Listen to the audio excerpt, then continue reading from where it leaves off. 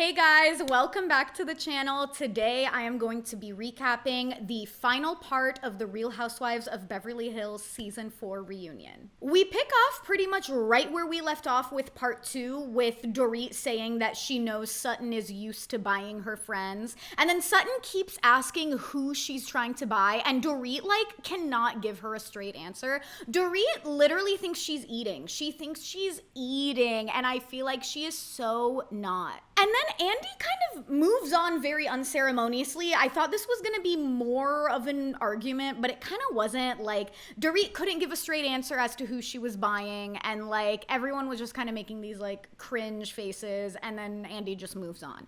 He brings up Garcelle accusing Bose of being Dorit's spokesperson at the 4th of July party, and Bose says that she didn't understand why Sutton was still sitting in Dorit's foyer if she wanted to leave so badly.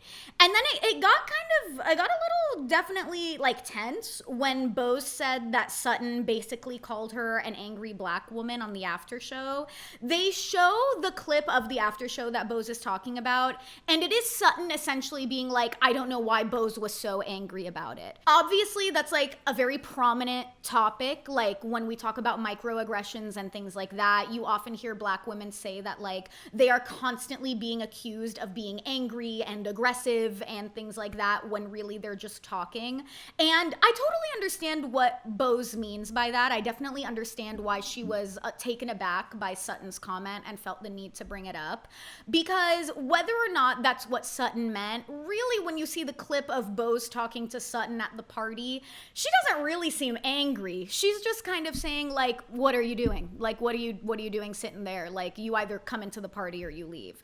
So I definitely do agree with Garcelle's comment about Bose thinking that she's Dorit's spokesperson. That I can agree. But yeah, I can definitely see why Bose said that Sutton was basically implying that she's an angry black woman. I will say it's interesting how Garcelle seemed to disagree. They kind of show Garcelle being I don't think that's really what she meant. So it seemed like she was kind of on the opposite side of Bose regarding that. And then Sutton kind of tries to defend herself, and she's like, well, you were basically yelling at me. And Bose is like, nobody sitting here has ever heard me yell. I was not yelling at you. And she's right. Bose was not yelling. And it's true. We have literally never heard Bose yell. She's never really, she's a good arguer. She's a good, she'll make her points. She's very strong. But was she yelling?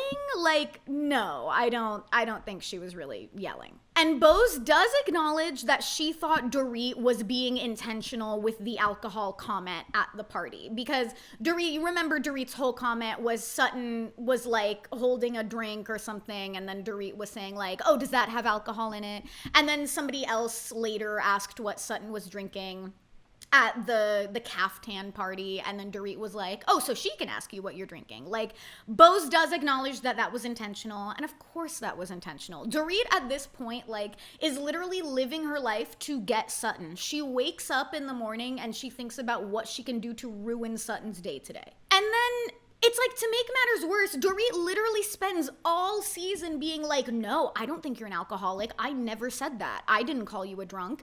But then apparently on Twitter, somebody tweeted something calling Sutton a drunk, and Dorit responded with #facts. So it's Dorit, she thinks she's eating. I hate her. I hate her so much. She thinks she's eating. And I'm like, girl, you don't know what you're doing. You are so obvious with your tactics.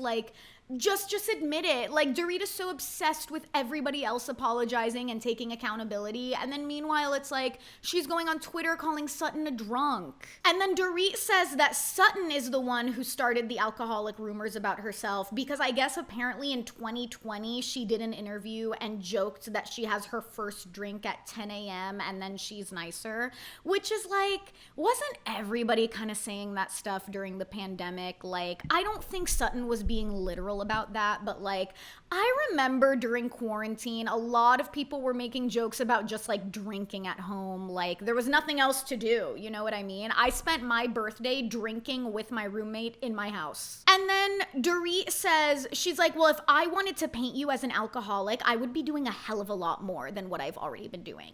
And then Sutton's like, is that a threat? And Dorit is like, it's a promise. Or no, I think Andy's like, I think it's a promise. And Dorit is like, I'm just saying. She thinks she's so menacing. She thinks she's so scary. It's just so crazy to me that Dorit doesn't understand what is so offensive about this, even after knowing, like, I'm sure she's watched the season. She knows what Sutton's father went through and what Sutton went through as a result of that.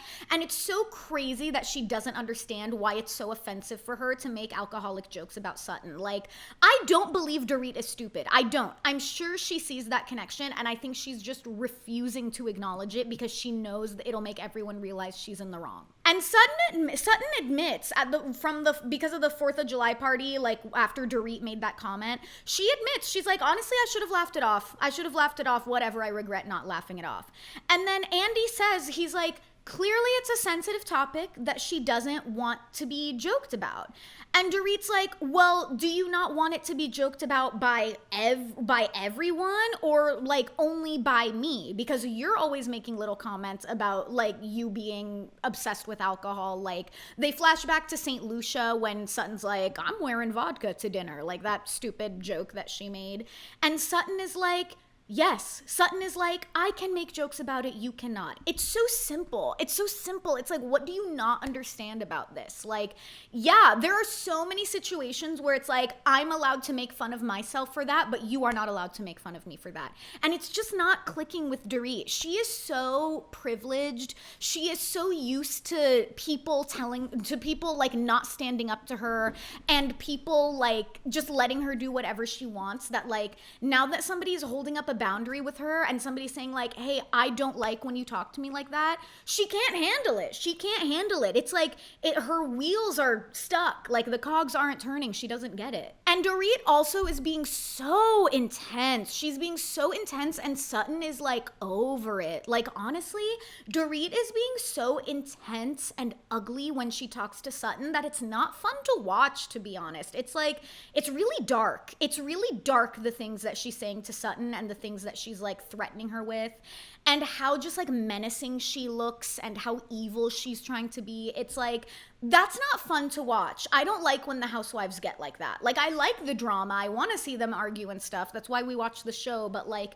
this kind of dark, like, I'm gonna get you, bitch. Like, I'm gonna spread all these rumors about you in the press and I'm out to get you. It's like, you really get the sense that Dorit wants Sutton to die. Like, Dorit does not want Sutton to be alive anymore. That's how intense she is being. Like, honestly, during this whole part of the reunion, I was like not having a lot of fun watching it. I like could not wait for it to be over. Andy says that Lisa Barlow tweeted that Dorit is really pretty, and Sutton, I guess, responded to that tweet and said, when you've had enough surgery, anyone can be pretty. And Dorit responded, then why hasn't Sutton done it? It's like, sure, that's fair.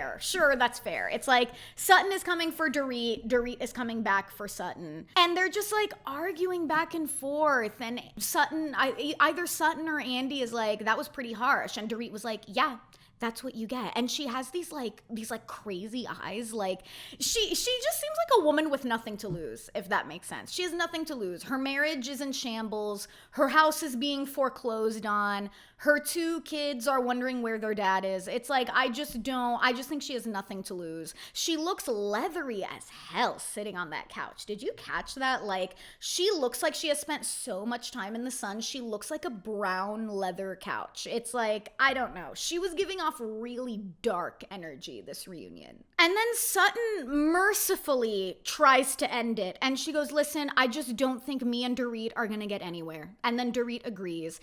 Just so aggressive and nasty, it wasn't fun to watch. I was really happy when all of this stuff wrapped up. Andy brings up how Erica said Sutton tends to kick women down when they're at their lowest. Somebody tweeted that Sutton throws tantrums when people call her out for her bad behavior. And then Garcelle says that sometimes that's true.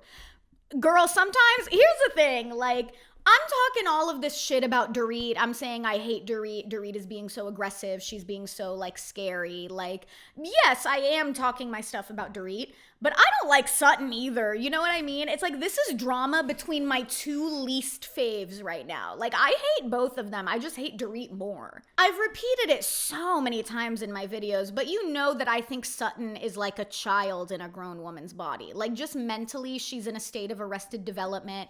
I'm sure, no doubt, because of what she went through with her father. Like, they say that sometimes when you go through a traumatic event, you kind of stay at the age that you went through that traumatic event mentally. Do you know what I mean? So, like, I think she said she was 19 when her father died, and I think at times, many times, possibly most of the time, she acts like she's 19. And I'm not a psychotherapist. I'm not going to go that much deeper into it, but like, I do think that that contributes to why she is in such a state of arrested development emotionally. So then at this point, Garcelle has like completely shut down. She looks pissed. She's not engaging in anything. She just seems so tuned out. And Andy kind of notices this, and he's like, Garcelle, what's going on? And she goes, honestly, I don't want to answer any more questions right now because I'm pissed about everything. She's like, I'm just pissed about everything. And then Andy's kind of like, oh, okay. And then Jennifer Tilly kind of tries to help. And she's like, do you feel like people are piling on Sutton a bit too much? And Garcelle is like, I'm not even thinking about Sutton right now. I'm thinking about myself. It's so interesting because at this point in the reunion, it feels like so random. It's really interesting because they haven't really talked about Garcelle in a long time. And she just kind of, it seems like she just kind of randomly gets very pissed. Sure, I'm sure maybe stuff like kind of got cut out, but like it felt very random for her to be suddenly getting pissed now when really we've only been talking about Sutton and Dorit for like the last 40 minutes. Then Sutton just says like she feels like Erica doesn't want to be friends with her. And Erica's like, no, what the hell? That's not true. I just don't like that sometimes you act very friendly and then sometimes you flip a switch and become nasty. I do think that Erica doesn't hate Sutton. I don't think Erica hates Sutton. I think that when Erica gives constructive criticism, it's just meant as constructive criticism. I really don't think that she like wants to cut Sutton off.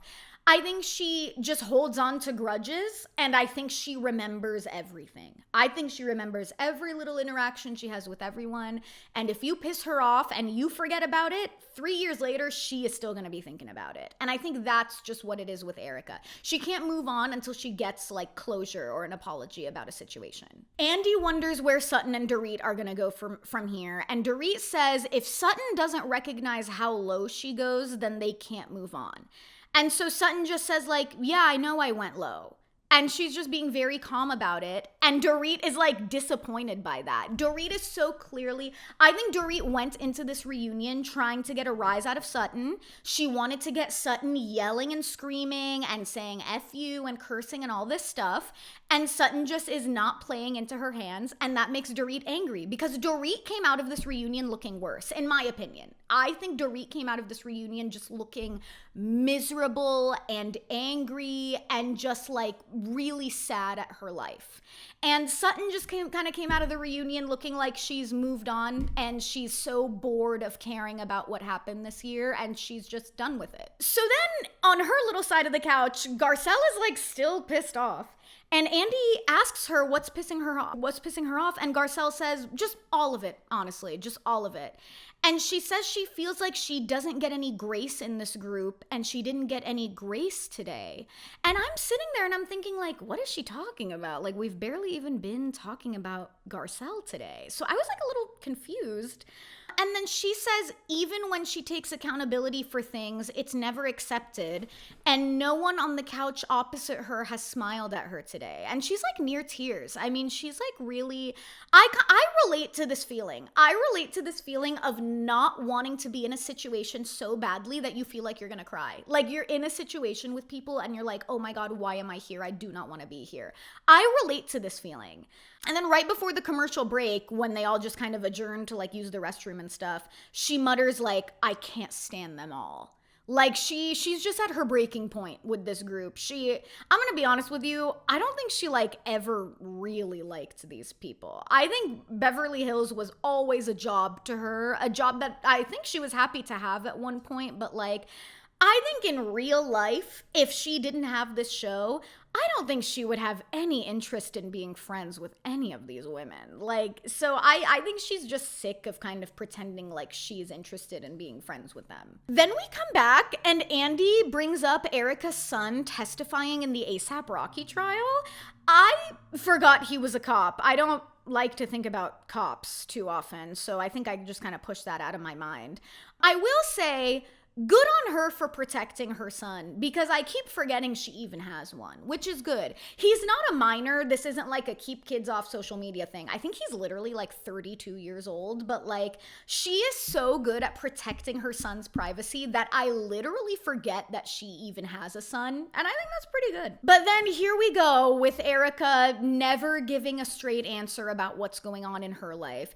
Andy asks Erica why she hasn't divorced Tom yet, and Erica doesn't have an answer. I will say, though, what she said here sort of makes sense. She's like, the actual marriage, like the legally binding contract of marriage, was the least of my problems given everything that was going on with Tom, which I'm sure makes sense. I mean, he's mentally incompetent, if you don't know that about Tom. I mean, he thinks he's still practicing law. Like, he thinks his law firm is still open. I don't even think he even knows what he's on trial for. Like, he's really not there at all.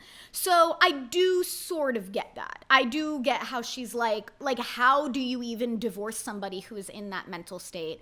I do sort of understand, like, given everything that was going on, like the actual divorce, I'm sure, was something that was put on the back burner. And then Andy asks her if she ever thinks of visiting Tom, and she's like, I might when he passes away. And she's like, listen, like, he's not coherent enough to have a conversation with me.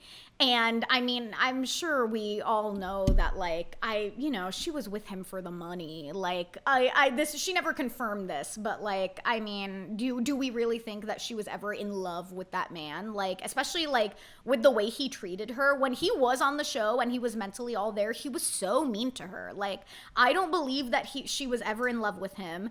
So it's like, yeah, if I was in that situation and my ex-husband was like mentally not there, needing to be taken care of 24/7 and on trial for like a federal crime, and even when he was all there mentally, he was very mean to me, I wouldn't be in a rush to visit him either. And then Andy asks Erica if she believes Tom is guilty now that he's been convicted. And Erica still doesn't give an answer. It's so annoying. It's like, if we're not going to hold her accountable to giving an answer, stop asking about it. Stop asking about it. If we're just going to let her say whatever she wants and paint whatever image she wants for herself and make up her own storyline, like, if that's what you want to do, then like stop asking her about it. I'm so sick of people asking her about Tom and she's like, I don't know, all I know is I had no involvement. But it's like, it's so annoying. Like, basically all she says is it doesn't matter what she thinks because the law says he's guilty, which is like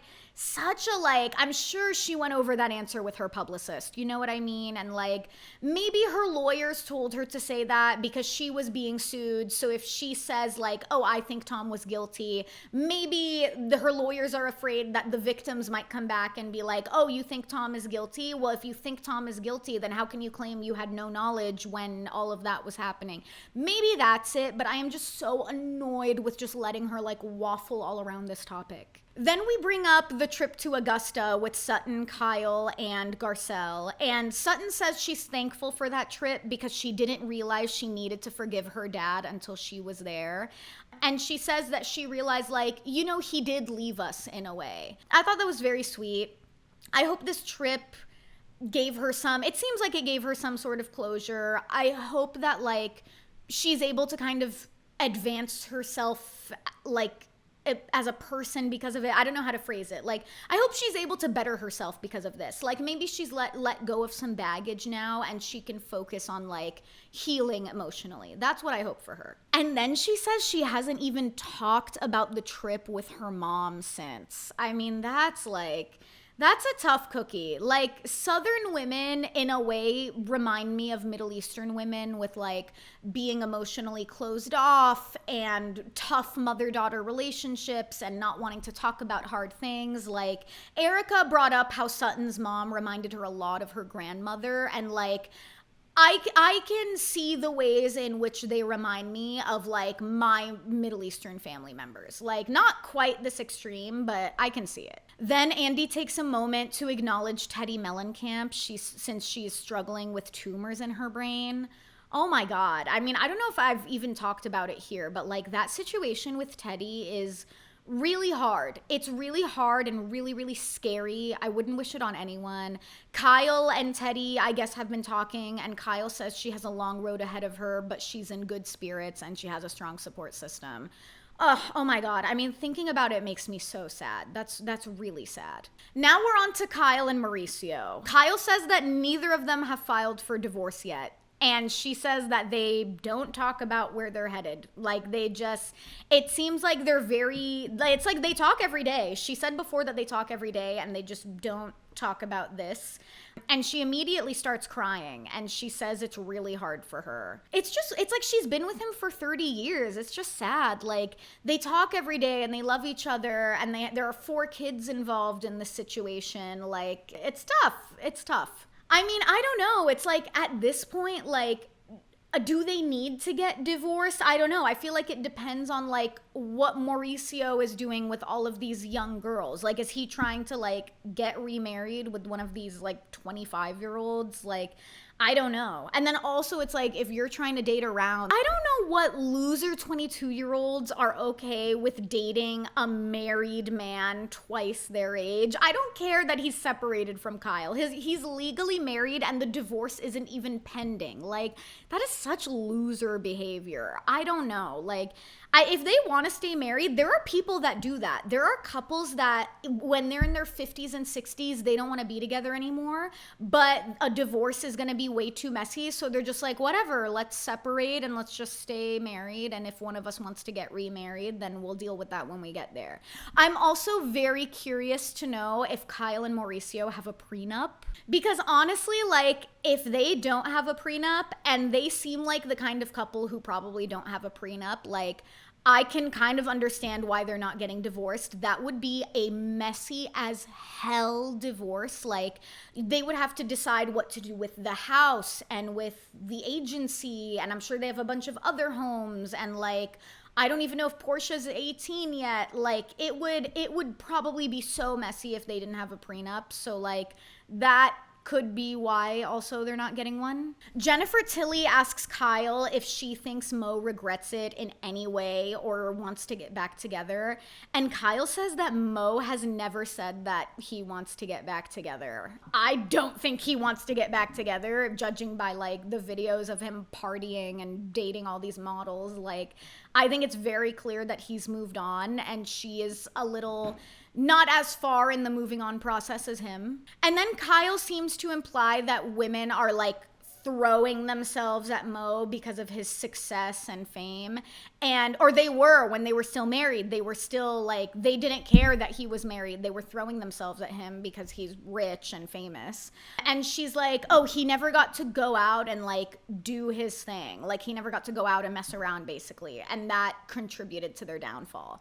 That is why I don't believe in marrying young. That's exactly the reason. Because then you get stuff like this. It's like, you marry a man when you're both in your early 20s. Then all of a sudden, when he's having his midlife crisis, he's like, well, I never got to go out and explore. And then stuff like this happens. Like, he starts dating 22-year-old models, and then he leaves you and goes to like party in Mykonos. And then Andy brings up the video of Mo and PK partying with Kyle Cook. Did you see that video? I don't know where they were, but Kyle had like a DJ set and Mauricio and PK were there. And Kyle was like, that was such a turnoff. And honestly, like, I think that would be a turnoff for anyone. Partying with Kyle Cook, immediate turnoff.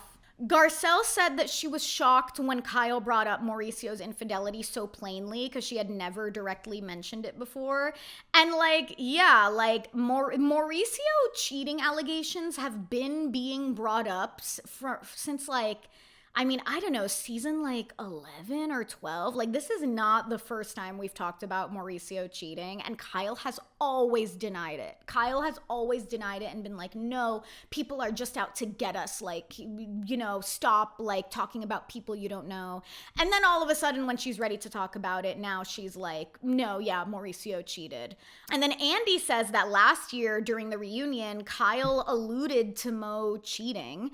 And he was surprised that Kyle was acting so obtuse about it on the show this year, because he was like, you basically said it last year at the reunion. And then Kyle said what she always says. She's like, I was protecting my daughters. I don't want to throw their father under the bus. I'm not here to speak badly about Mo, and I don't like when anybody speaks badly about him.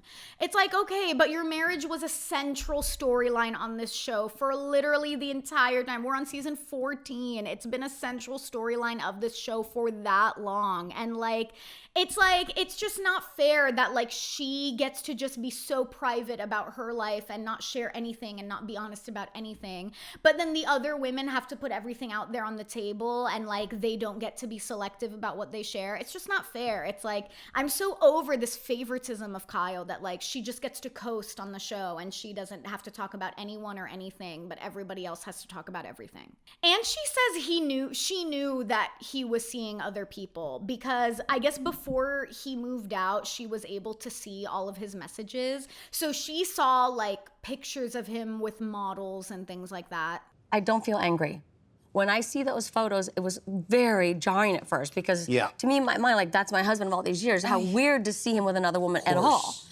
But angry, no. Sad, no. Devastated, no. I don't even think jealous. Honestly, no, I wasn't jealous at all. What emotion does it bring up? I just feel like I'm looking at somebody else, honestly. It is funny that she says she doesn't want to divulge how she was able to do that, to see the messages, so men who are watching won't be able to take precautions. I thought that was really funny. Good for her. Andy brings up how Kyle said she's never questioned her sexuality before in the first episode of this season. But then when speculation about her and Morgan started, it started to make her question it.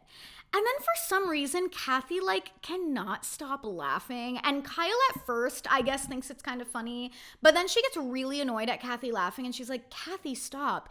And because Kathy was laughing so hard, I thought maybe, like, a funny story was coming. I thought, like, Kyle was going to say there was, like, a funny misunderstanding or something. But then Kyle just kind of tells a heartfelt story about, like, telling her daughters about it, and they were very supportive, and Portia coming up to hug her and saying like, we will love you no matter what. And I was like, then I watched that and I was like, Kathy, what was funny about that? Like, what was funny? That like pissed me off that she was laughing so much and there wasn't even a funny story. It was actually like a very heartfelt story about like basically coming out to your daughters. But then it's so funny because when she said like, oh, Portia hugged me and said there's nothing you can do to make us stop loving you, Andy was like, oh, that's what my dad said when I came out to him. And then Kyle immediately is like, I didn't come out to them. That's not what I did. It's not the same. I didn't come out to them. She became so like, there's some internalized homophobia there. There is. I mean, obviously I understand that it's like very scary coming out. Like, I'm not trying to downplay that in any way, but Kyle, like, you can tell that there's a little bit of like shame and embarrassment at the thought of even being gay, and like the fact that she won't even use the words like coming out or, you know, admit that she was questioning her sexuality, or it took her so long to admit that, like, I do think we're dealing with a bit of internalized homophobia there. And I mean, can I blame her? She's like in her 50s. It's like, I'm sure the way she grew up, I get it. Andy asks what everybody's biggest surprise was of the season, and Jennifer Tilly says she was shocked at how much footage they shoot and how little they use. She literally, I said this last time, it's literally like she's a fan who won a sweepstakes to be on this show. She literally is so jazzed to be here. It's so funny. I love that she's such like a production nerd. Like, she thinks it's so cool the way that they film it. That was so funny. Dorit says her surprise was finding a friend for life in Bose, and Garcelle kind of gives a little smirk at that. She's like, then Andy gets the women up to do the end of reunion toast, and when he asks for a cast picture afterwards, Garcelle goes, I'm not doing that, and walks away. We're gonna get a cast photo. I'm out. Yay! Oh no. I'm not. What? I'm not. For real? What? Oh, more stuff? Come on, Garcelle. Nope, I'm not doing it. Garcelle, that's really unprofessional. That's not cool. Garcelle. And then everyone's kind of yelling after her, and she's like, I don't want to be in the cast photo. And Dorita's like, Garcelle, that's really unprofessional. And Garcelle just like leaves. And then it's like so weird. So Garcelle goes back to her dressing room. Everybody else is still talking on stage. And apparently she was the one who asked for the cast photo in the first place. Like, I guess I think at the beginning of the reunion, she was in a much better mood. And then Garcelle goes back to her dressing room and she says she doesn't want cameras there. And then after the cameras leave, she's like, and I never say I don't want cameras here. I'm always a team player, but there is no team here. And all of the women are so confused. None of the women understand what's happening. Kyle says what I think everybody's thinking. Kyle's like, she didn't even have any drama this season, which she didn't. She didn't have any drama this season. And then Garcelle in her room is just like, they're all assholes. They're all assholes. And then I think we discover what set her off. We discover what really frustrated her. And it's that she says that she owned how she felt about Dorit's robbery being staged, and no one acknowledged that she took accountability. And she felt like she was on an island by herself, and none of them liked her. I don't know. Do I think that Garcelle took accountability for saying that she thinks Dorit's robbery was staged? I don't know if I would go that far. I mean, and I think this was the first part of the reunion. She's like, honestly, yeah, I think the robbery was staged. And Dorit was like, how could you say that? What an awful thing to say. And I think Bose says, like, you know, that really is a vile thing to say, like, with what happened to her and her kids. And I don't know if I would say Garcelle took accountability. She literally just said, okay. And she nodded her head and stopped talking.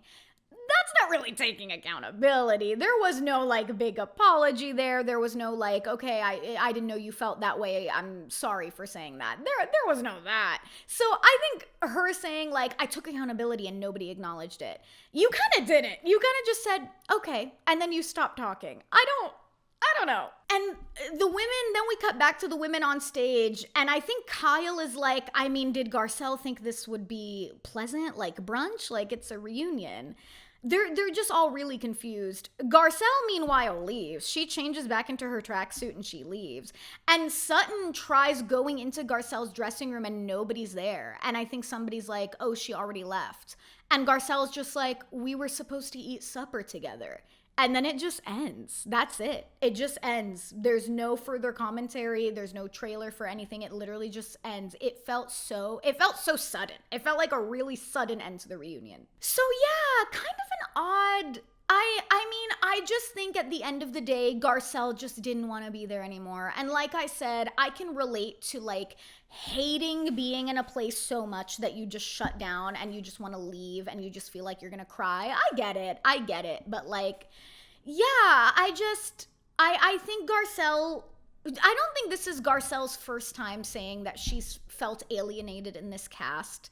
And I just think she's done being on the show. And if she's done being on the show, then I'm happy for her for quitting. I think she's going to be a lot happier. She can spend more time with her sons and with her grandchildren. So good for her.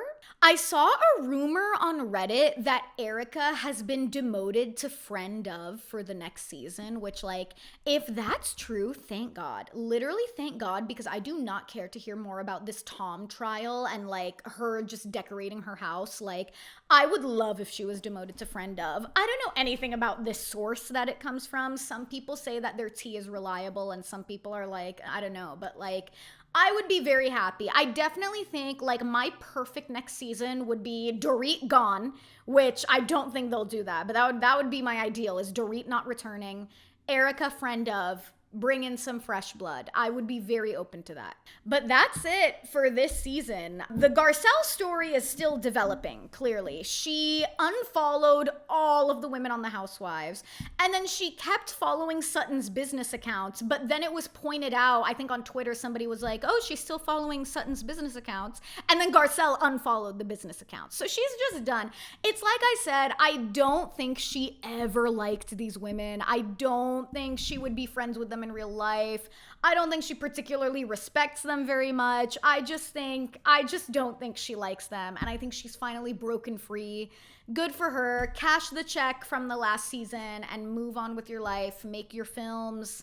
spend time with your grandchildren. But that's it for this season of The Real Housewives of Beverly Hills. I think the next Housewives franchise segment to come back is Miami. I think we're getting Miami in like June, maybe.